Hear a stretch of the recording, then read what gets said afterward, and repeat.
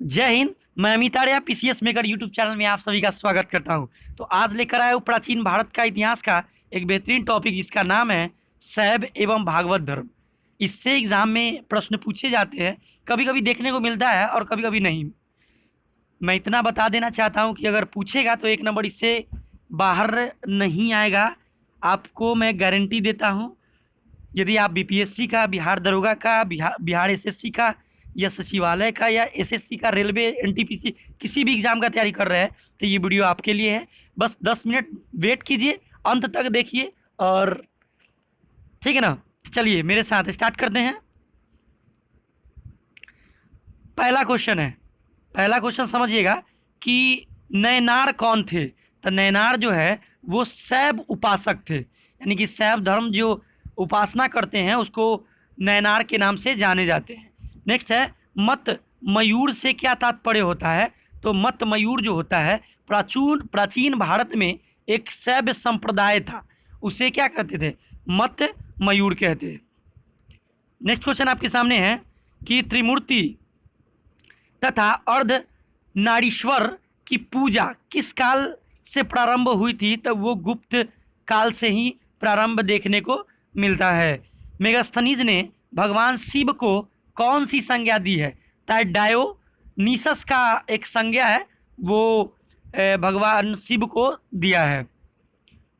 Next है कि जैन ग्रंथ उत्तराध्ययन सूत्र में वासुदेव का संबंध किस जैन तीर्थंकर से बताया गया है। तो अरिष्ट नेमी से बताया गया है, अरिस्टोनेमी से तुलना किया गया है। इस चीज़ को आप ध्यान रखिएगा, ये बहुत इंपॉर्टेंट क्वेश्चन है, इसको याद रखिएगा आप, ठीक है। चलिए नेक्स्ट देखते हैं कि लिंग पूजा का जो है प्रथम स्पष्ट उल्लेख किस पुराण से मिलता है। तो मत्स्य पुराण से आपको देखने को मिलता है। कुछ पॉइंट देखते हैं जो कि आपके लिए बहुत इंपॉर्टेंट होगा। इससे प्रश्न आ भी सकते हैं और ना भी सकते हैं, लेकिन नॉलेज के लिए बहुत इंपॉर्टेंट है, समझने का प्रयास कीजिएगा। कहा है कि अथर्ववेद एवं श्वेताश्वर उपनिषद में शिव का एक नाम महादेव मिलता है, जिसे हम महादेव कहते हैं। और शिव की प्राचीनतम मूर्ति 1ली शताब्दी ईस्वी से, यानी कि मद्रास के निकट रेणुगुंटा में सिद्ध क्या बोलते हैं उसको, गुड़ीमल्लम लिंग के रूप में प्राप्त हुआ है। इस चीज़ को आप फैक्ट के रूप में ध्यान रख सकते हैं। नेक्स्ट है कि अर्ध नारीश्वर मूर्ति के आधे शिव, यानी कि आधा शिव और आधा पार्वती किसके प्रतीक हैं। तो वो देव और उसकी शक्ति का योग का एक प्रतीक माना जाता है, ठीक है। नेक्स्ट है, समझने का प्रयास कीजिएगा। दक्षिण भारत में शैव आंदोलन हुआ था, इसका प्रमुख भूमिका किसने निभाया था। तो नैनार संतों ने प्रमुख भूमिका निभाया था। नैनार संतों की संख्या टोटल कितनी थी, 63 थी, ठीक है। नेक्स्ट है कि एक संप्रदाय के रूप में शैव धर्म का प्रारंभ किस काल में हुआ था। तो वो शुंग सातवाहन काल में देखने को मिलता है, ठीक है। तो हम चलिए देखते हैं थोड़ा सा प्रमुख दर्शन और प्रतिपादक जो है, आपको दर्शन जो है एग्जाम में पूछा जाता है। तो सांख्य दर्शन जो है कपिल मुनि, याद रखिएगा, ये क्वेश्चन कई बार एग्जाम में पूछ चुका है। न्याय दर्शन अक्षपाद गौतम, ये नहीं पूछता है। योग दर्शन ये पतंजलि, ये इंपॉर्टेंट है, इसको ध्यान रखिएगा, ठीक है ना। उसके बाद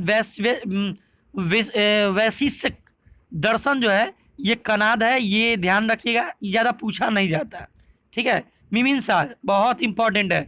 जैमुनि जो है इसके संस्थापक माने जाते हैं, प्रतिपादक माने जाते हैं, इस चीज़ को ध्यान रखिएगा। वेदांत बाद नारायण जो है, या बाद रायन भी बोल सकते हैं, नारायण भी लिखा हुआ है, कभी मिलेगा आपको, ये इंपॉर्टेंट है, ये भी स्टार लगा लीजिएगा। तो मैंने अभी तक 3 को इंपॉर्टेंट बताया, तीनों को तो याद रखना चाहिए, बाद बाकी याद कीजिए या नहीं कीजिए।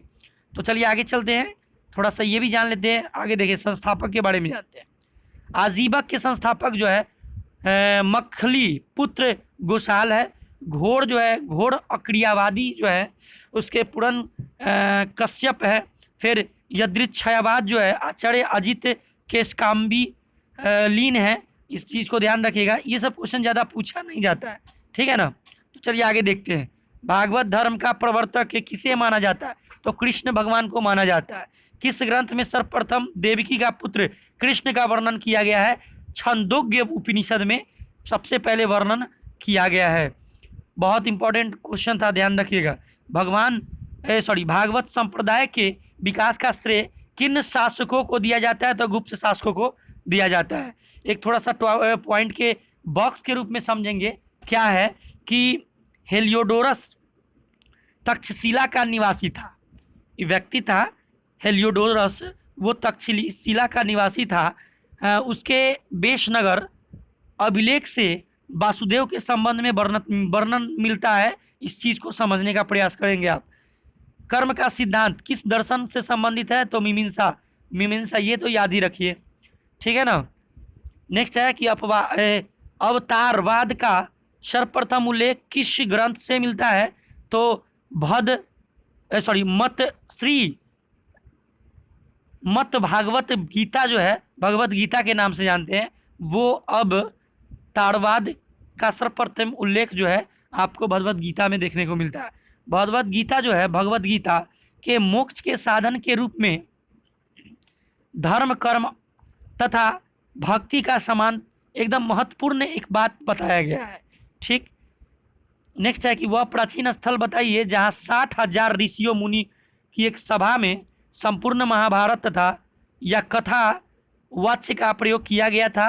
तो वो है आपको नौमी सारण्य, यानी कि सीतापुर उत्तर प्रदेश में पड़ता है, ठीक है ना। नेक्स्ट क्वेश्चन आपके सामने है कि भागवत संप्रदाय में भक्ति के रूप में कितनी संख्याएं थी? 9, यानी कि नवधा भक्ति जिसको बोला जाता है। मेगास्थनीज ने कृष्ण को किस नाम से उल्लेखित किया था? तो हेराक्लीज के नाम से उल्लेखित किया था। नेक्स्ट क्वेश्चन है आपके सामने, क्या है कि दक्षिण भारत, क्या है दक्षिण भारत समझिएगा, दक्षिण भारत में वैष्णव मत का विस्तार किसने किया है या किसने किया था? तो अलवार संतों ने वैष्णव मत का जो है विस्तार किया था सबसे पहले। एक बॉक्स के माध्यम से समझने का प्रयास करेंगे। बहुत बेहतरीन फैक्ट है। क्या है फैक्ट? तो फैक्ट है कि अलवार जो संत है जिसकी संख्या 12 थी और माना जाता है ऐसा, इन संतों का अंडाल नामक महिला संत को भी उल्लेख यहाँ पे मिलता है और दक्षिण की मीरा भी इसे कहा गया है। तो यही आज का टॉपिक रहा, लेकिन थोड़ा सा एक बात और जान लेंगे कि गुप्त शासक चंद्रगुप्त द्वितीय ने विक्रमादित्य या विक्रमांक तथा परम भागवत आदि उपाधि धारण किए थे। किसने? तो चंद्रगुप्त द्वितीय ने। तो आज का वीडियो कैसा लगा? फिर नेक्स्ट वीडियो में लेकर आऊँगा नया टॉपिक। आज के लिए जय हिंद, जय भारत।